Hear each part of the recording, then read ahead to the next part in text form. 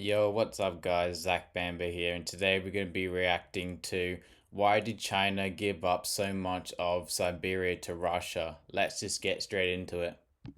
After the Mongols conquered China and established a dynasty of their own, the steppe and some of the lands now known as Siberia were closely tied to the Chinese state. But if you look at a map, you'll notice that China stops here, and barring Mongolia, those lands are now a part of Russia. So why exactly is this the case? Why did China lose so much of Siberia to Russia? So by the time Kublai Khan was done, he had firmly established the Yuan dynasty, which ruled over all of these lands. His successors weren't great, and it wasn't long until the Yuan dynasty had been unestablished. It was reduced to a client state of the now ascendant Ming dynasty, alongside the Jurchen people to the east who were centered in the lands now known as Manchuria. In the late 16th century, Ming control collapsed there and it became independent under the Jin dynasty. In the 1630s, the Jurchens, who after some PR consultancy changed their name to the Manchus, defeated the Northern Yuan and then turned their full attention to China proper, which was having some issues with rebellion. As all of this was going on, the Jin's northern border was being encroached by some new faces, the Russians. It won't shock you to know that it wasn't long until the two were skirmishing. However, the Jin were too busy conquering China to respond.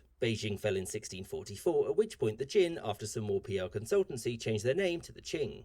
And over the following decades, it subjugated much of the rest of China. During this time, the Russians had made some inroads into Manchuria, and the Qing did not like that, and so, war. This ended poorly for the Russians, and so their ruler, Kosar Ivan, was actually Sophia. She pushed to make peace so that she could focus on scheming against that Peter kid. The two states negotiated, and Russia agreed to recognize that the Chinese border extended to here, and in return the Russians would be allowed to trade. Several decades later, the two signed another treaty which settled the border along Mongolia.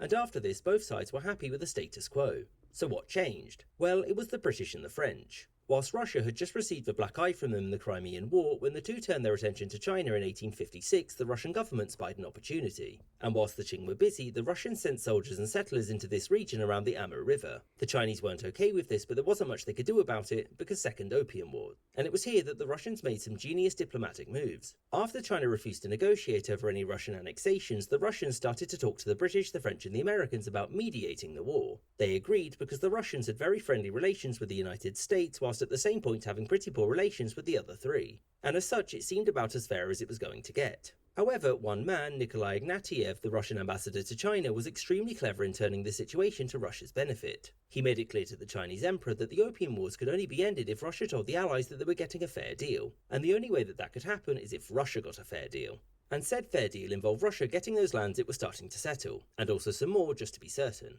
The Chinese reluctantly agreed, and so Russia's eastern border took the shape that it's known for today. And to make matters worse for Beijing, a mere 4 years later, the two signed a treaty in which Russia gained all of this in Central Asia. So that's all settled then, right?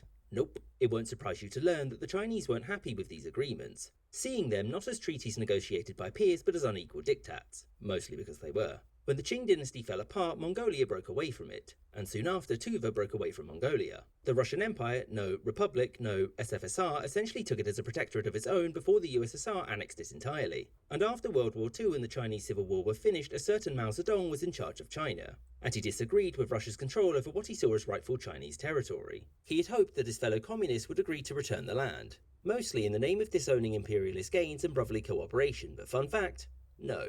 But what exactly could Mao do about it? Well, he could always launch a border war, and so in 1969 he did just that. Exactly what Mao wanted isn't known for certain, but what we do know is that things got very heated. In fact, they almost went nuclear, and in the end little changed, except for the number of women who had living sons, that is. The disagreements continued, but barring some very small-scale changes after the USSR's collapse, the border remains mostly the same, with these Siberian lands still being very much a part of Russia. I hope you enjoyed this episode. Alright, I hope you guys enjoyed that. Let me know in the comments what you think, and I'll see you guys later.